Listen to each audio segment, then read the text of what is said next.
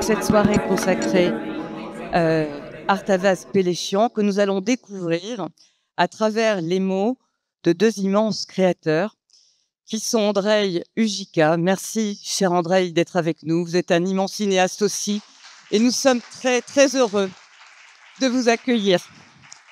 Voilà. C'est un grand honneur et un grand plaisir. Et vous dialoguerez donc avec un autre immense artiste qui est Mélie Coagnan, qui par ailleurs est un immense ami et que je suis si heureuse de retrouver ce soir. Merci Mélie d'être avec nous. Et ce dialogue, cette expression entre vous sera mise en musique par notre chère amie Lilith Sokakian, voilà, commissaire d'exposition, historienne de l'art, spécialisée d'art contemporain. Voilà, merci Lilith d'être avec nous. Voilà, donc c'est très chaleureux. Nous allons nous serrer les uns contre les autres pour célébrer cet immense cinéaste et vous connaître et vous découvrir aussi mieux, car c'est souvent en parlant des autres que l'on parle aussi de soi.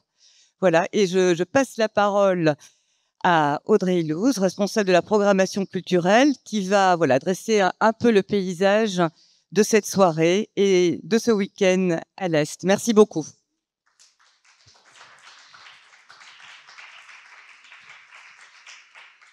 Merci Alexia pour ces mots.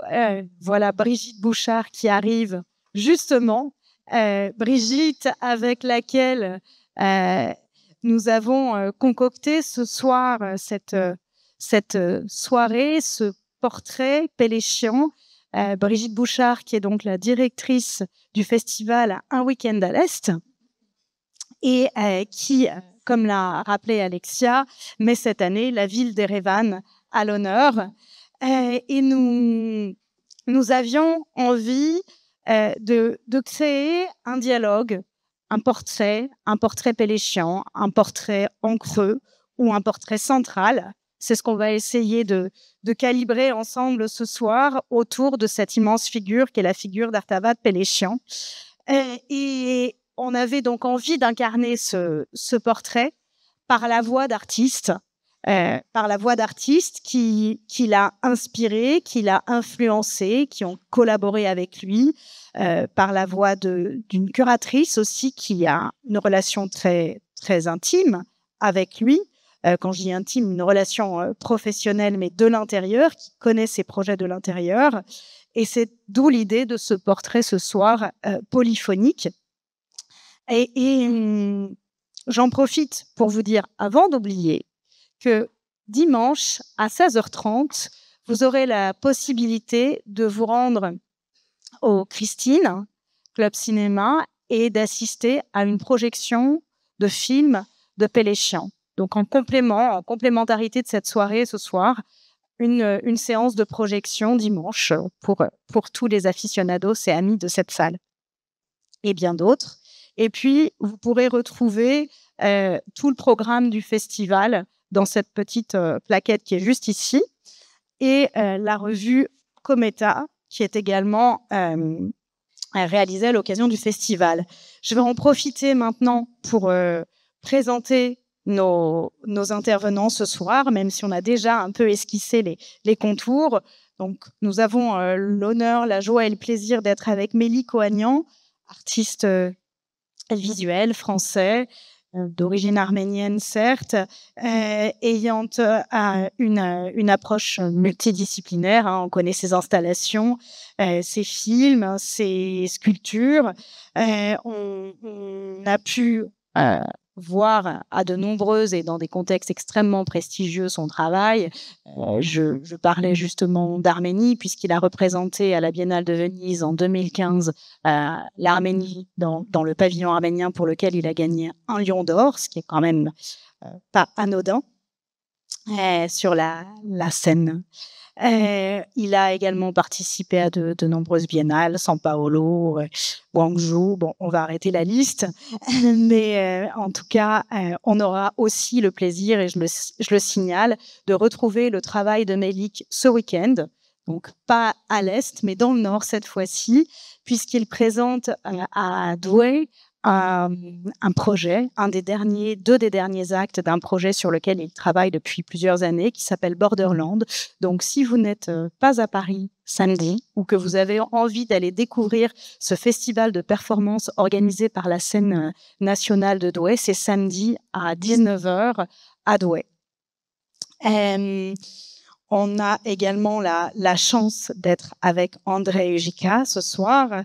André, après des études de littérature, vous décidez dans les années 90 de vous consacrer au cinéma et vous co-réalisez avec Haroun Farroki, autre immense figure, Vidéogramme d'une révolution en 92. Ce film évoque la relation entre le pouvoir politique et les médias en Europe à la fin de la guerre froide. Ce sera l'un des 3 films que vous consacrerez à cette période. Vous avez réalisé également des films commandités par la Fondation Cartier et vous connaissez extrêmement bien l'œuvre de Péléchian. D'ailleurs, avec Lily Sokakian, ici présente, vous aviez eu notamment l'occasion de travailler à cette plateforme qui est pour nous une mine aujourd'hui autour de l'œuvre et du parcours de Péléchian. Vous écrivez d'ailleurs sur cette plateforme « Celui qui veut comprendre le cinéma d'Artavat Péléchian doit en chercher les origines à l'époque des études universitaires de son auteur, entamé en 1963 au célèbre Institut national de cinématographie à Moscou. Là-bas, Péléchian découvre les classiques du cinéma d'avant-garde soviétique des années 1920 et 1930 et décide de reprendre ses expérimentations là où ses prédécesseurs avaient été contraints par la censure stalinienne d'arrêter leur recherche artistique. L'affirmation de Serge Danet selon laquelle Péléchian serait un chaînon manquant de la véritable histoire du cinéma prend alors tout son sens. Lilith Sokakian, vous êtes curatrice, vous vous installez à Paris en 2012, où vous avez commencé à collaborer avec la Fondation Cartier sur diverses expositions, et notamment ce projet autour de Péléchian que vous avez assisté, notamment dans la création de son film La Nature.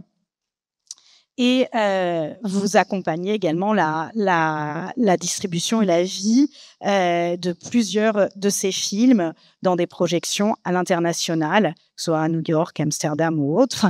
Et vous accompagnez également un projet sur lequel il travaille actuellement, sur lequel Péléchian travaille actuellement, un projet d'opéra.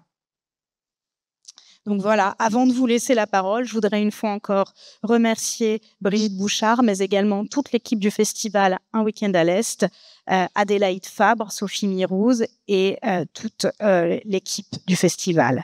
Je voudrais également saluer quelqu'un qui n'a pas pu être avec nous ce soir, mais c'est Clément Cogitor qui, avec les étudiants, nous a aussi cet après-midi introduit dans l'univers cinématographique de Péléchian.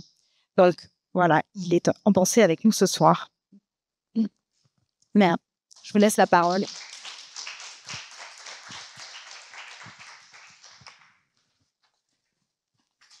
Merci Audrey et merci tout le monde d'être là.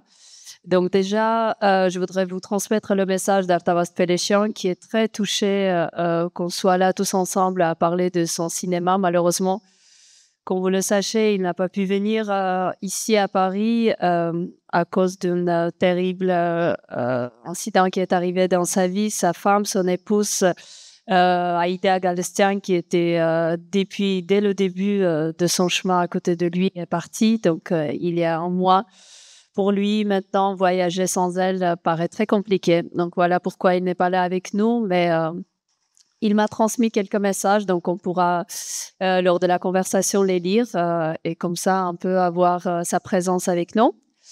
Je voudrais commencer, comme Audrey elle a déjà dit, donc par cette idée de Serge Danet, après avoir découvert l'œuvre d'Artavas Péléchan en 1983 à Moscou. D'abord, il s'est rendu à Erevan à ses recherches. Il l'a pas trouvé sur place. Et donc, il est allé à Moscou et après ces 2-3 jours de conversation, il a écrit qu'il a eu ce sentiment agréable de se retrouver devant le chaînon manquant de véritables histoires du cinéma. Et donc, André, vous qui vous êtes intéressé toujours de cette chronologie des racines de chaque œuvre cinématographique, pourriez-vous nous expliquer ce choix de Péléchan de se diriger plutôt vers les avant-gardistes soviétiques des années 20, des années 30, comme je pense à Eisenstein, Dziga Vertov, Treshchuk, et pas continuer le chemin de ses contemporains des années 60. Donc, un peu, est-ce qu'on peut placer ce rôle, donner le rôle de Péléchan dans chronologie historique? Oui. Je pense qu'il y a probablement deux motifs principaux pour lesquels il a choisi ça.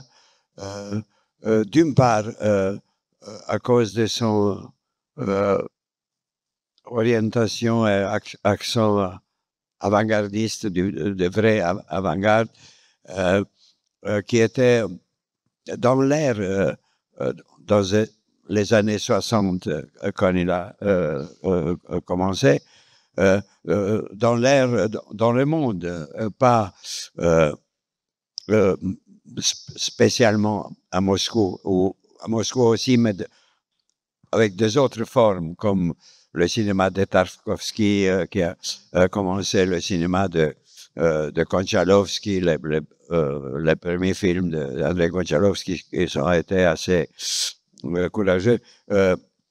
Et on a vu en Europe le jeune Polanski, le film de Jean Wajda en Pologne et tout ça. Mais ça, c'était une autre forme d'avant-garde qui est liée surtout au cinéma narratif, comme il était arrivé à la fin de la Deuxième Guerre mondiale. Et Péléchan, à mon avis, il était plutôt fasciné de ce moment où l'avant-garde classique, c'est-à-dire l'avant-garde des années 20, les premières années des années 30, était arrivé et après bloqué par le stalinisme et Fenitus, tout ça. Et je pense que probablement il était fasciné aussi par Esther Schub, la fondatrice de films de montage, et ça c'est sûr, de toutes les techniques de montage développées et théorisées par Eisenstein ou mis en pratique de Dziga Vertov.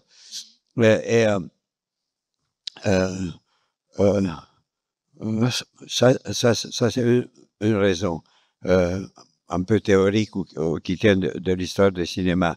Mais une autre plus profonde et personnelle, je crois que son approche de l'avant-garde classique du cinéma se retourne aux questions théoriques mises par le formalisme russe ou soviétique, comme ça s'appelle, toute cette question de quelle manière le cinéma, ce nouveau art qui a commencé au début du XXe siècle, comment le cinéma peut arriver au statut d'un vrai art majeur. Ouais. Et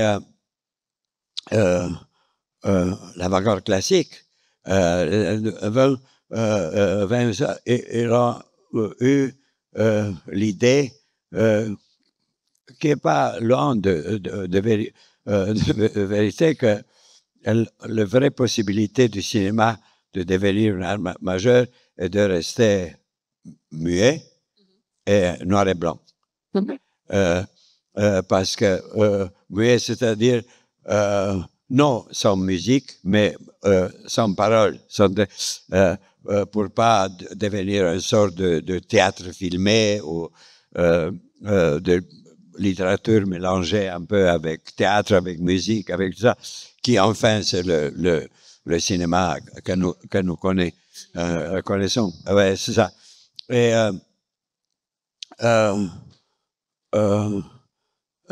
ça vient avec une des idées principaux de la pensée de Pélichon, qu'il croit, il a fait la découverte dans les images mouvements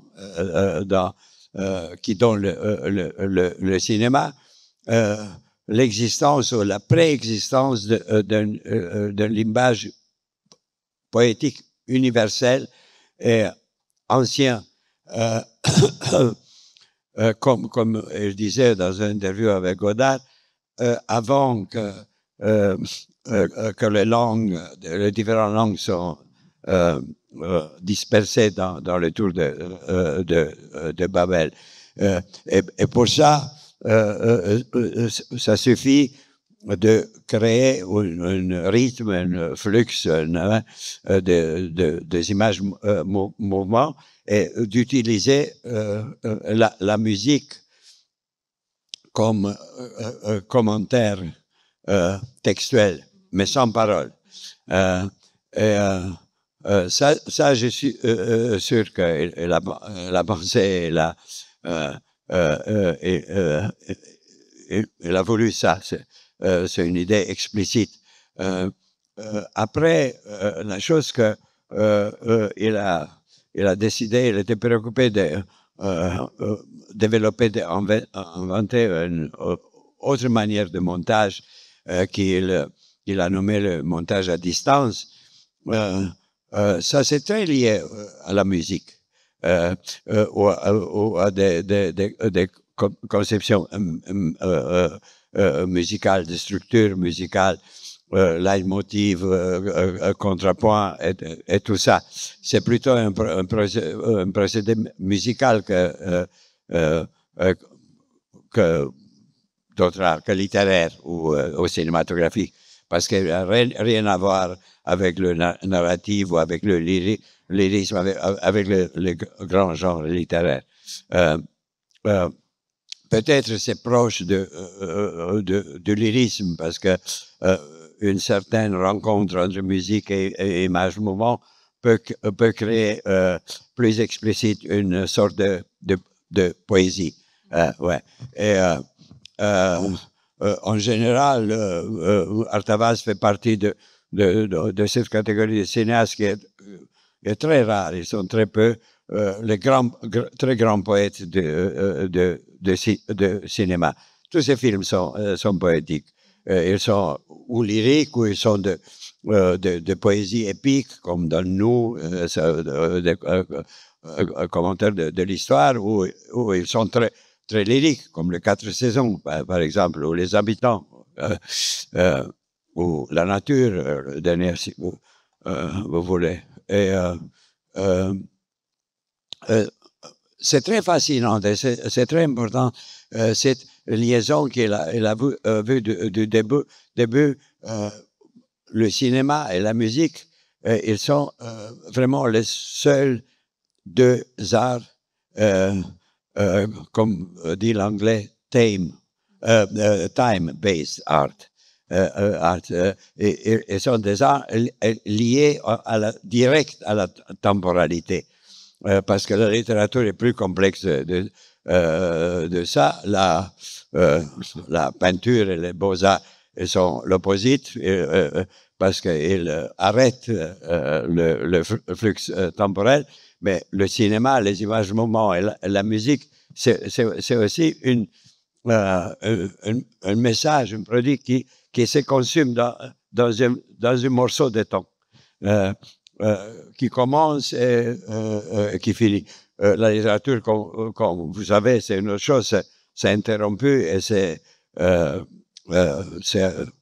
à notre libre décision quand on continue le livre, quand on fait interrompre la lecture et tout ça. Et la peinture, c'est autre chose, il n'a pas de temps. Ça, c'est une intuition fondamentale dans le cinéma de Pélichan, un accomplissement extraordinaire. Ouais.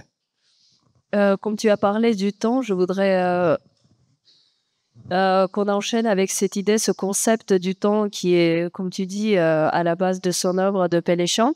Il a souvent dit que le temps est contre lui et ses films sont contre le temps. Donc, il se préoccupe beaucoup de comment pouvoir combattre le temps.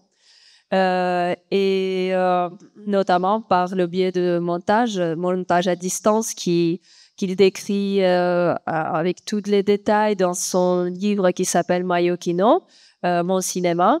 Donc là, il y a tous ces scénarios qui ont fini par ne pas être réalisés, comme Homo sapiens et Mon arbre, mais aussi, voilà, il décrit qu'est-ce que c'est pour lui le montage à distance qu'il a inventé.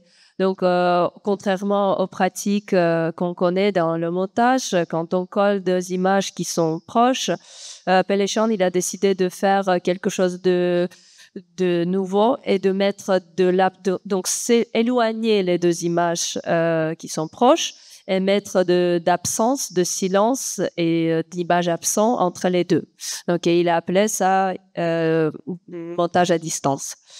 Et donc, ma question s'adresse à toi, Mélik. Toi, avant de devenir l'artiste qu'on connaît aujourd'hui, tu étais pendant presque 10 ans monteur toi-même, même si Péléchan, il accepte pas le terme monteur en disant que chaque monteur, c'est artiste en soi déjà. Et donc, ça m'intéresse comment tu as pu, donc au début, donc 10 ans de monteur, maintenant artiste contemporain, et paradoxalement, tu n'as pas monté aucun de tes œuvres. Donc, bien sûr, je pense au film Days et aussi Borderland, comme Audrey l'a cité, qui sera bientôt aussi projeté. Et donc, je veux comprendre, est-ce que c'est cette plan-séquence que tu utilises dans tes œuvres qui est pour toi la représentation du monde? Et comme André, il a dit, Péléchan, elle dit que mes films sont cardiogrammes du temps social et culturel de ses contemporains. Donc, est-ce qu'avec cette plan-séquence, le montage n'entre pas dans le jeu? Ça te dérange de les monter? Tu peux expliquer cette attitude? Je vais rebondir sur l'idée du cardiogramme. En fait. Ouais. Moi, ce serait plutôt une idée de sismographe. En fait. C'est une sismographie, c'est-à-dire comment en fait cette image va être qui est présente en réel, donc va être une relation vibratoire au réel même, quoi. Donc au présent. Et c'est pas parce que sa forme est enregistrée qu'effectivement, quand on pense au montage, en fait, il y a une idée de manipulation, en fait, de construction. C'est pas forcément un mauvais terme, hein, manipulation. Mais on manipule bien quelque chose. Et on manipule des blocs d'espace-temps, en fait, de représentation du présent qui ont eu lieu. Et ces temporalités, on va les juxtaposer pour produire du récit en général. C'est ce que fait le cinéma d'après-guerre. Et effectivement, il y avait d'autres manières d'appréhender le cinéma. Toutes ces manières-là n'ont pas été forcément développées et continuées, mais elles ont été énoncées en tout cas. Et là, on pense au même et à l'approche russe de tout ça, quoi, enfin soviétique de l'époque, et la possibilité qu'effectivement cette juxtaposition produise, bon, comme le disait André, c'est l'analogie, en tout cas à la musique, est très importante, c'est-à-dire l'idée de la syncope, par exemple, donc du contretemps. C'est tout ce qui va apparaître dans le jazz aussi et qui va casser en fait quelque chose de nos repères en fait face à l'organisation des partitions. Et donc ces contrepoints, ces contretemps, ces syncopes bah, elles sont à pratiquer, elles sont encore praticables. Il y a encore beaucoup de choses à dire à travers ça aujourd'hui.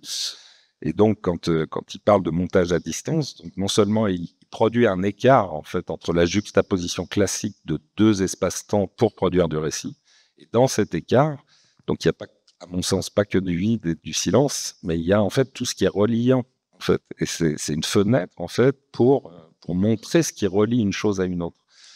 Et pour aller jusqu'au plan séquence, ben là en fait il y a une distension absolue. Mais en fait, c'est pas une distension, puisque en fait, on colle au présent au plus proche possible. Et donc, c'est après, moi, ce que j'ai utilisé, c'est la juxtaposition de ces plans séquences dans l'espace. Et c'est dans l'espace que se produit le montage.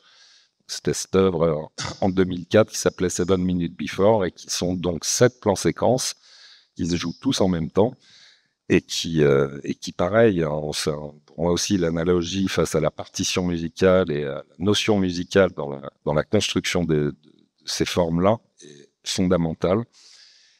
Juste pour ajouter ce que tu disais, face au lyrisme, par exemple, c'est-à-dire il y a deux approches en fait dans la musique qu'on connaît les uns les autres, c'est l'harmonique ou la mélodique. La mélodique étant en fait un plan qu'on va nommer plus horizontal, et l'approche harmonique est une approche en fait verticale des choses. Donc pareil, c'est un système vibratoire dont il s'agirait.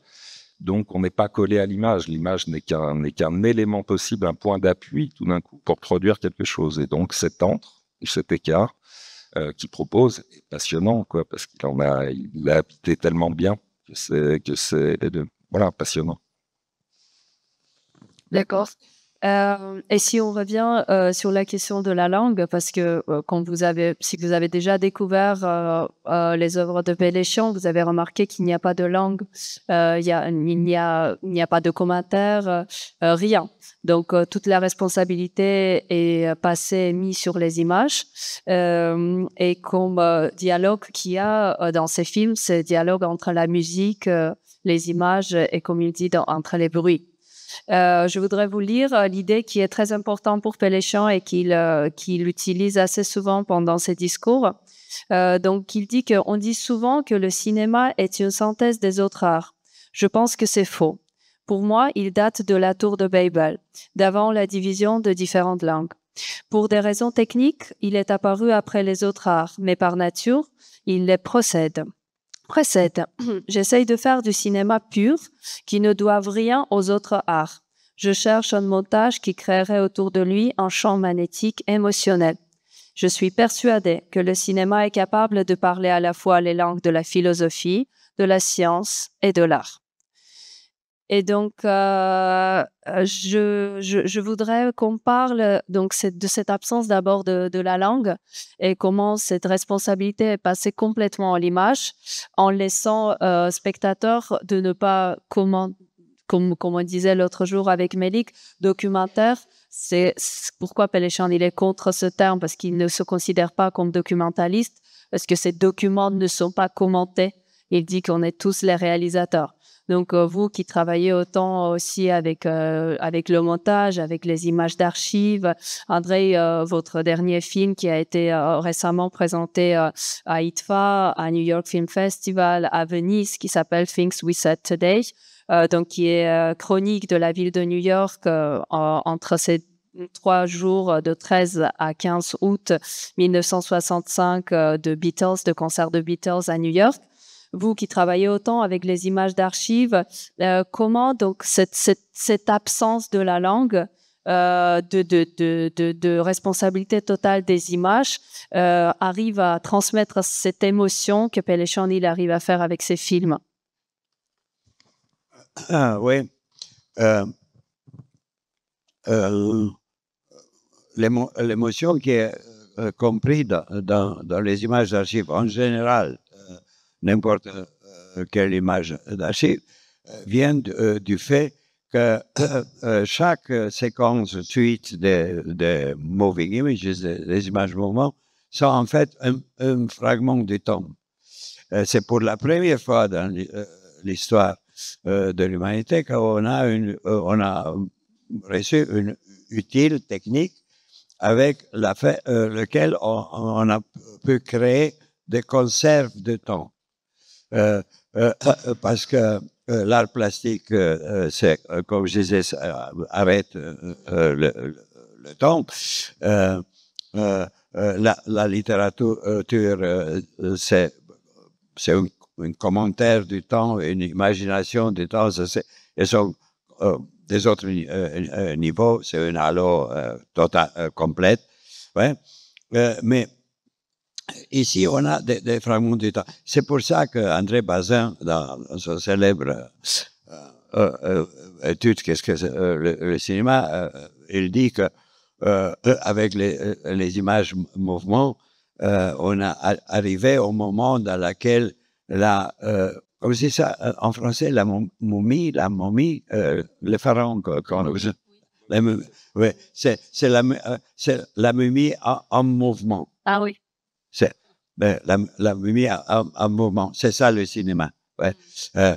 C'est pour la première fois que aussi que le temps mort, il n'est pas encore mort. Tu peux préserver le temps. Il y a des fragments du temps. Ça donne, c'est vrai, des autres possibilités pour créer de l'art, si on veut, de l'art majeur. C'est pour ça que Pélichan, il a raison quand il dit que les images mouvantes qu'on peut voir, le bruit, les sons qu'on écoute, c'est ça probablement la langue originaire. Ouais. Et après, il vient le mot, et le mot se sépare et ça commence tout le Babel. Ouais. Ouais, c'est ça. Sa fascination la fascination pour les images comme concept de temps, c'est de tout début. C'est déjà dans les films des Lumières, tu peux reconnaître ça. Pas seulement notre réaction avec ces films, mais de premier caméraman. Et après ça, nous, aujourd'hui, nous sommes arrivés dans un autre extrême parce que c'est une inflation totale des images enregistrées, des fragments du temps. C'est comme dans le célèbre récit de Borges, dans lequel c'était un des personnages qui tient son journal assez détaillé, qu'il double la réalité. Et ça annule l'idée et la nécessité de journal, si tu doubles ça. On est arrivé ici, on a tellement des images au moment aujourd'hui que la réalité n'est pas seulement doublée, elle est multipliée. Par exemple, à partir du début de ce siècle, l'intimité est disparue parce que aussi dans ces moments, plusieurs images de nous, tout ce qu'on est ici, circulent dans le cloud. Et aussi, je ne sais pas combien d'images de nous-mêmes, elles sont préservées dans les caméras de surveillance, dans le bancomat, je ne sais pas, dans le stade de métro à l'aéroport, et tout ça. On est arrivé à autre extrémité. Peut-être ça, c'est aussi une des raisons plus profondes pour l'apparition de AI, de Artificial Intelligence, avec lequel on sort de ça, seulement de la nécessité de l'utile technique qui prendre la réalité, qui conserve la réalité, qui double la réalité, qui est comme un journal de la vie. On a fini avec ça parce qu'on a arrivé où on est. Ouais, c'est ça. Double réalité aussi de Sergei Krikalev, qui était encore dans votre film de Out of the Present, qui était encore dans l'espace, et quand il revient, il est parti quand il y avait encore Union soviétique, il revient quelques mois plus tard et il n'existe plus l'Empire soviétique et tout ce qu'il a croyé et tout ce qu'il a envoyé en fait là-bas. Et aussi, je pense du coup à ce qui est arrivé en 2020 en Arménie, avec toutes les guerres qu'on a eues pour Haut-Karabakh, pour Artsakh. Donc, toute cette réalité en 2020, quand on a ouvert l'exposition monographique d'Artavas Peleshan à la Fondation Cartier. Et Artavas Peleshan, il n'a pas pu venir à Paris à cause de la guerre. Melik et Andrei, ils ont fait leur message qu'on a envoyé en Arménie pour encourager Peleshan. Et je me souviens donc qu'on croyait que tout va bien parce qu'on voyait ces images justement où tout allait bien, on était en train de gagner les territoires perdus. Que en même temps, la double réalité, c'est que les deux têtes des deux pays avaient déjà signé un accord que ces territoires sont déjà donnés. Et les soldats, ils continuent à sacrifier leur vie, et nous, on croyait à ce sacrifice ensemble avec Peleshan. Mais voilà, donc cette image et ces commentaires qui nous mettaient dans une imagination, réalité qui n'est pas réelle. Je voudrais que tu nous donnes tes réflexions un peu à propos de ça. Je vais rebondir sur l'idée de la diffraction en fait des représentations qu'énonce Andrei et qu'on subit tous dans ce rapport kaléidoscopique en fait de nos représentations, et qui produisent au final un rapport au temps présent qui est complètement différé. Et c'est ce qui s'est passé à ce moment-là de l'histoire, c'est qu'effectivement il y avait une sorte d'espoir en fait dans l'échange en fait de ce qu'on pouvait entendre des informations et une réalité qui était en fait tout autre, mais tout le monde était pris en fait par la représentation même des choses, mais elle produit un différé. Et donc ce rapport en fait est vraiment questionnant aujourd'hui. En fait, c'est la question en fait du temps présent et la question de la représentation du temps. C'est ce qui renforce, moi je pense, la contemporanéité du travail de Artavas, quoi. C'est qu'on est dans une forme prélinguistique, quoi, comme on l'énonçait. Et c'est bien là-dedans, en fait, dans un rapport établi qui est plutôt de l'ordre de l'émotion que de l'information, où il se passe quelque chose qui est pour l'humain, en fait, sa matière première, sa matière précieuse. Le reste, effectivement, on vit non seulement dans un rapport kaléidoscopique, pas facile à dire, mais aussi surcommenté, en fait, ultra bavard. On est dans un monde bavard, rempli de commentaires de pseudo-experts, de je ne sais quoi, en fait. C'est un monde qui parle, mais qui devient fou, en fait, qui est complètement hystérique. Le rapport émotionnel, en fait, il peut pas être de ce rapport-là, enfin, de ce type-là. Il est forcément, en fait, établi, par l'humain pour lui-même, et deux, communément pour les humains, si on s'entend sur une forme poétique, qui est, à mon sens, fondamentale et qui résistera.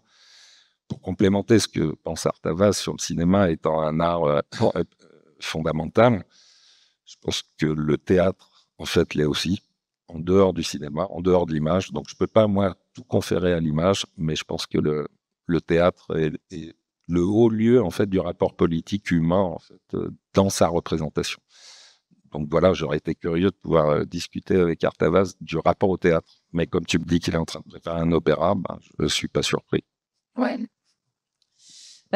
Il dit souvent qu'il fait confiance aux hommes, mais il ne fait pas confiance à leur langue. Mais je ne sais pas si c'est possible de les séparer. Il croit que si tu regardes la personne sans parler, tu vas comprendre beaucoup plus que quand tu commences à parler. Donc, voilà. Avant de passer peut-être à l'idée de l'opéra, parce qu'on pourra quand même évoquer, mais pas trop ouvrir le secret, parce que c'est pas encore prêt. Donc, on peut parler de son 10e film, donc La Nature. Pendant très longtemps, on croyait que la filmographie de Peleshan est bouclée en 1993 avec La Vie. Donc, c'est son film préféré, La Vie. Si vous avez l'occasion, regardez-la parce que c'est magnifique. Ça dure quelques minutes, mais ça montre la naissance d'un bébé, l'accouchement, le procès et ce miracle qui arrive à la fin. C'est magnifique avec la musique, avec les images. Et très poétique, bien sûr. Et donc, pendant très longtemps, on croyait que Peleshan, il a cessé de créer. et qu'il pense à quelque chose d'autre. Il a publié des livres, des idées, mais pas des films. Et donc, en 2005, la Fondation Cartier pour l'art contemporain a proposé qu'il commence à travailler sur un autre projet, sur un nouveau documentaire. Il a présenté donc synopsis en 2005 de la nature, mais après, ça lui a pris 15 ans pour pouvoir réaliser ce film qu'on peut voir le résultat déjà aujourd'hui. Donc la nature, qui est le premier film où Péléchan, il ne travaille plus avec pellicule, avec le matériel, mais il passe complètement sur les images numériques. Donc ce qui est très nouveau dans son art. Donc lui, il m'a une fois dit comme ça, on était au cinéma, je pense que c'était 30e fois qu'on regardait ça après présentation un peu partout dans le monde, et il m'a posé la question si le film me plaît, la nature. J'étais un peu confus parce que comment dire ce qu'on pense en vérité comme ça à côté de Péléchan, donc j'ai dit que oui, et lui il a dit que ça me plaît pas. Moi, j'aime pas ce film. Désolée, Ronald, qui est ici présent et qui assure la distribution du film, mais tu le sais déjà. Et donc, je voudrais comprendre, André, à ton avis, est-ce que c'est ce travail différent qu'il a eu avant, donc pendant autant d'années avec pellicule, est-ce qu'il n'a pas réussi de trouver cette touche, tu vois, ce travail, ou qu'est-ce qui est arrivé avec ce film? Parce qu'on sent quand même qu'il est différent des autres œuvres de Péléchan. Ouais. Tu as dit que tu n'aimes pas le film? Moi, j'ai dit que j'aime, mais Péléchan, il a dit que j'aime pas. Péléchan, c'était l'avis de Péléchan de ne pas trop aimer. Pour revenir un peu sur une idée importante, la conviction de Artavas en utilisant les images mouvantes et la musique qui sont dans un rapport, un dialogue continu et se renforce avec d'autres, c'est aussi, ça se tient d'une conviction aussi de l'avant-garde classique des années 20, pas seulement en Russie, en général, que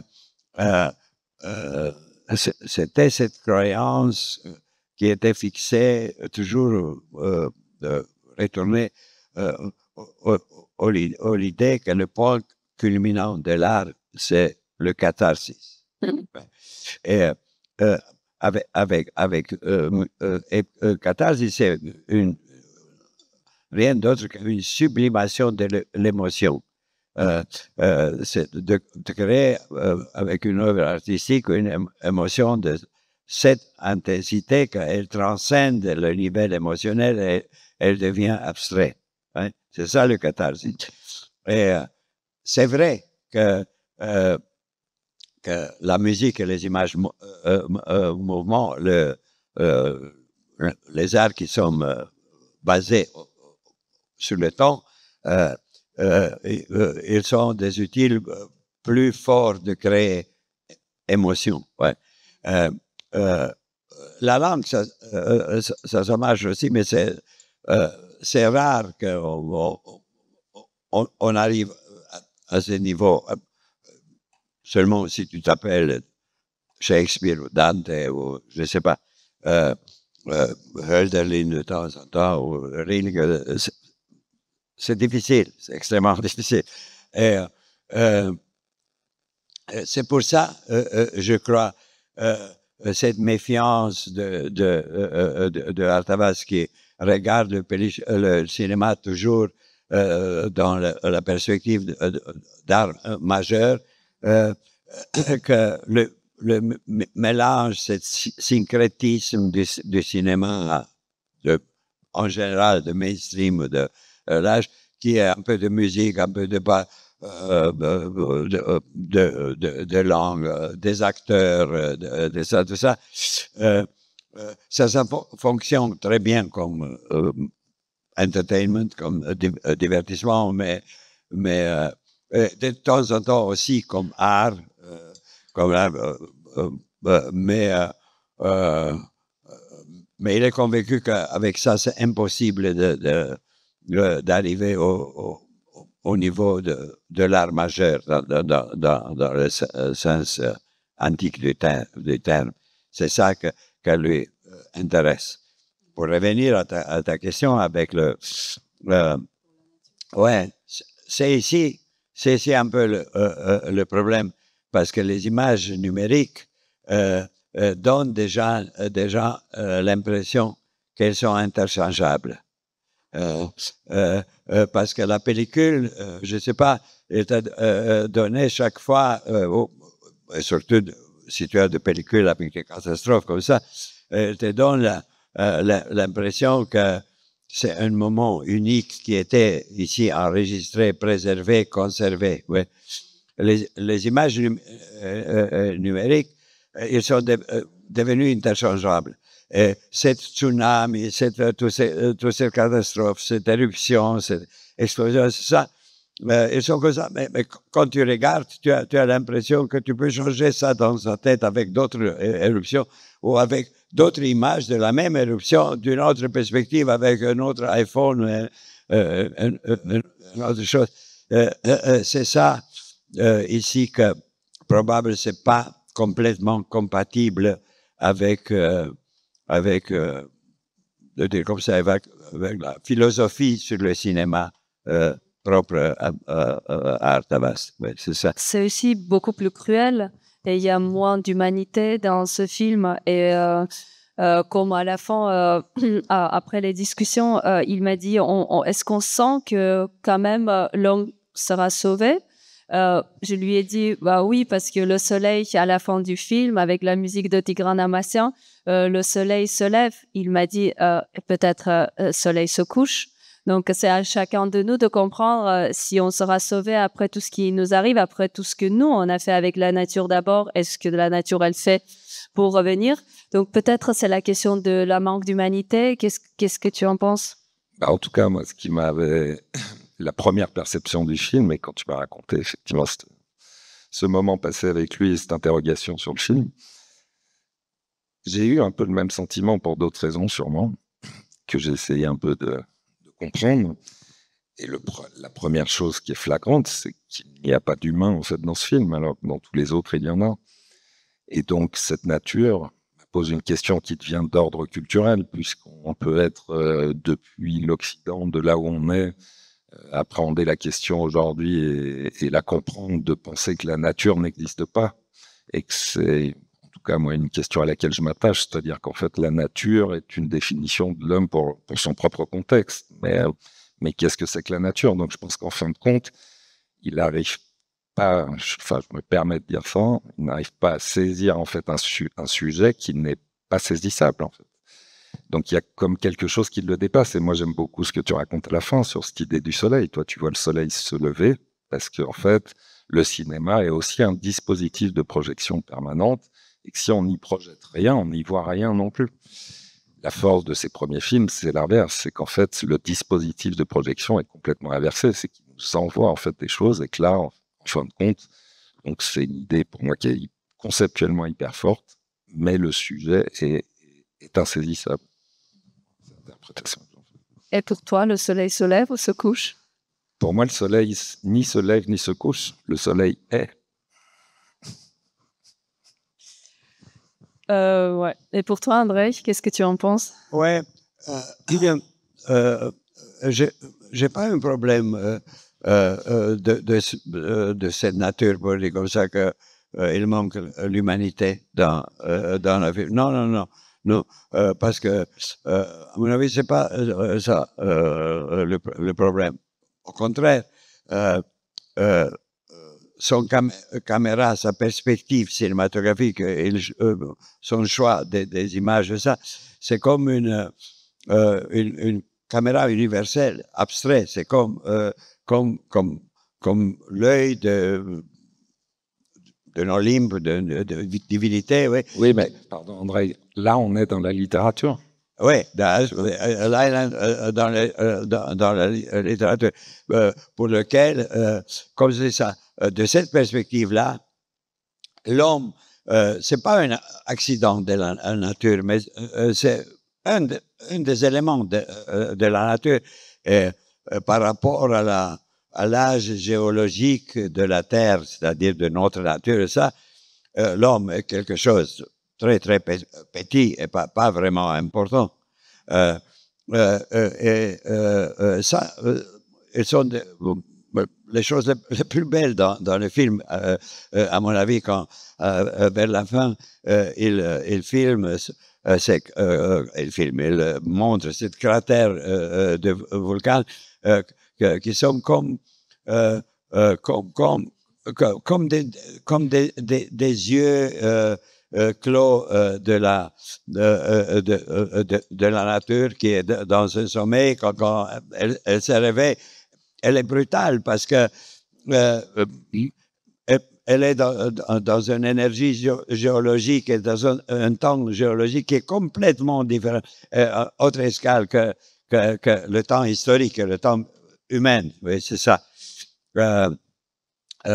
Bon, c'est pour ça que pour moi, ne me dérange pas l'absence. Et je ne crois pas que c'est une absence de l'humanité.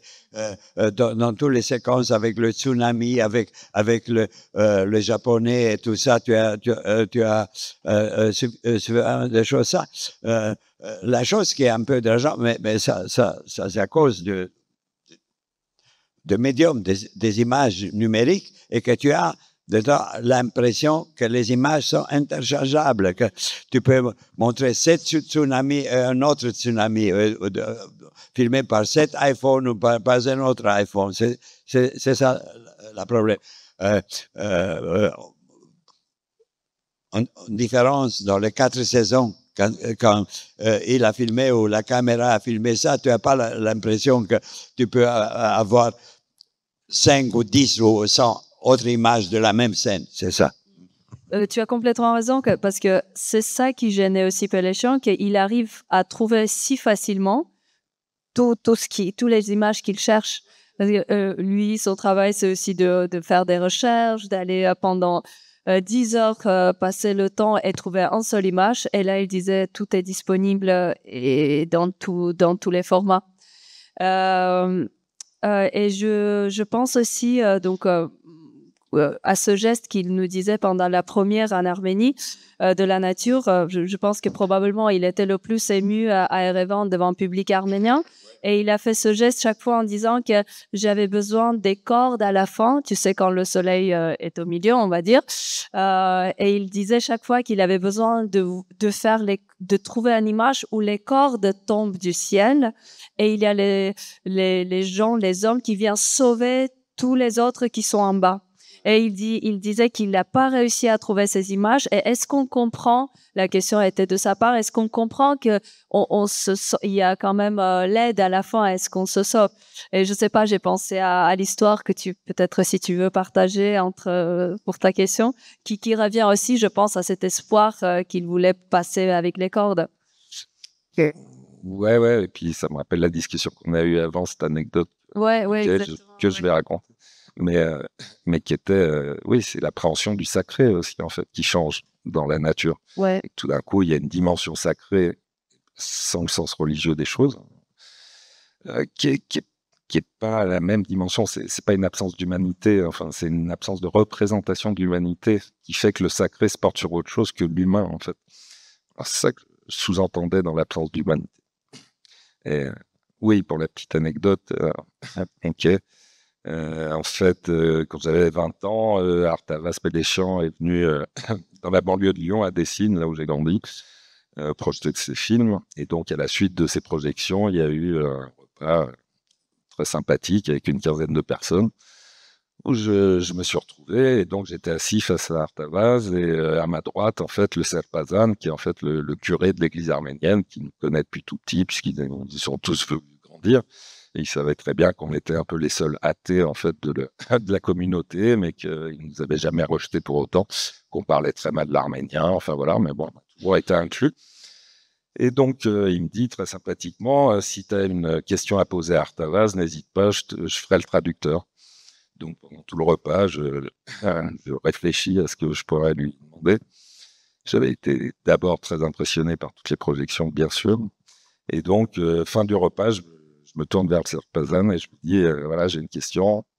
Est-ce que vous pouvez demander à Artavas si l'art peut remplacer la religion? Donc, la question très courte, mais la traduction a duré 10 minutes. Donc, là, pour le coup, j'étais perdu. Donc, j'attendais la réaction d'Artavas, et donc Artavas étant le personnage qu'il est, donc avec un charisme très fort, j'ai vu ses entre-yeux se creuser très profondément à chaque phrase de la traduction, et jusqu'à se lever pour proclamer un non, mais fatal, en fait, quoi. Donc voilà, c'était ma première rencontre avec Artavas. C'était bien. Finalement, il y a les cordes qui tombent du ciel et qu'on est sauvé. Et voilà, je pense que en fait, l'un ne peut pas aller sans l'autre, ou en tout cas, l'un pose la question de l'autre, j'en sais rien, mais je pense que c'est une question d'ailleurs qui reste contemporaine pour plein de raisons. Mais voilà, moi j'aime beaucoup l'idée qu'on est aussi, si on est dans un état prélinguistique, on peut aussi très souvent se ressentir dans un état préculturel, c'est-à-dire dans un état qui n'est pas défini par nos appréhensions culturelles du monde, mais je pense qu'on a tous la capacité en fait d'avoir une appréhension à la fois extrêmement singulière et extrêmement commune.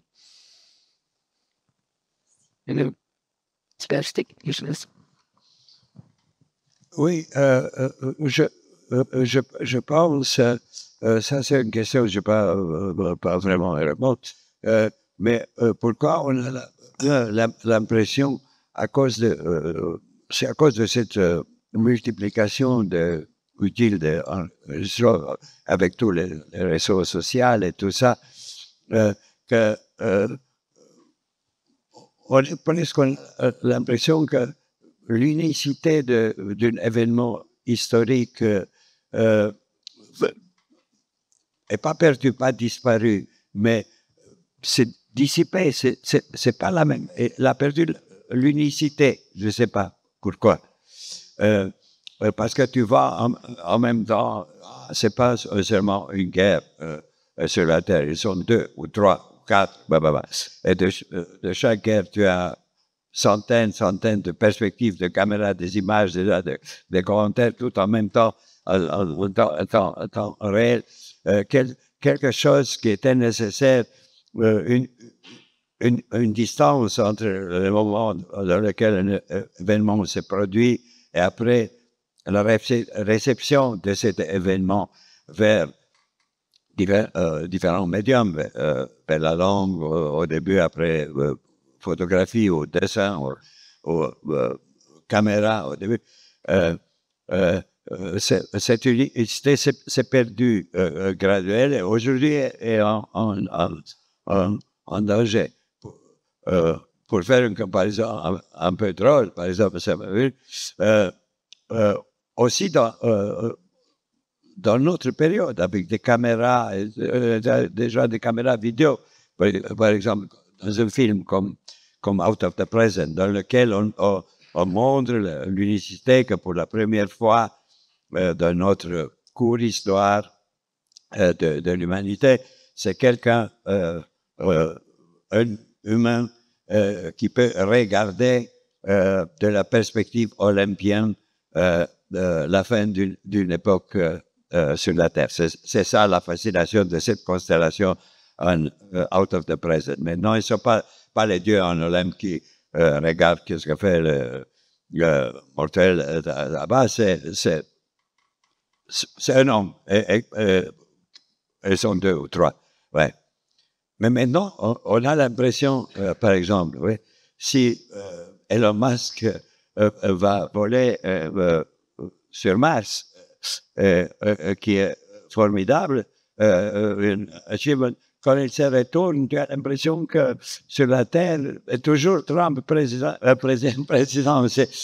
C'est-à-dire aussi des événements épocaux, ils ont perdu quelque chose de leur pouvoir, de l'unicité, c'est ça. Je ne sais pas pourquoi. Et où on va arriver avec ça, c'est ça.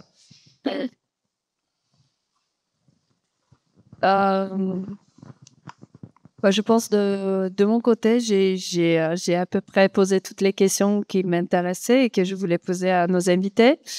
Pour finir avec les projets de Péléchan, donc il continue de travailler. Il continue de travailler pour le moment pas sur un nouveau film, mais comme on a dit, sur un projet d'opéra. Donc, ça sera toujours le montage à distance, mais cette fois dans le domaine d'opéra. Donc, je vous ouvre pas tous les parenthèses parce que c'est un projet qui est encore en développement. Mais voilà, ça sera un opéra qui sera filmé après par Artavast Péléchan et qui deviendra un film documentaire plus tard. Il travaille sur un nouveau livre aussi, sur ses idées sur cinéma, sur philosophie, même sur physique. Donc, il a déjà publié un livre sur physique et qui est fascinant. Donc voilà, pour le moment, il vit à Erevan, il fait les voyages à Moscou, mais essentiellement, il est à Erevan. Voilà, merci. Si vous avez des questions, ouais.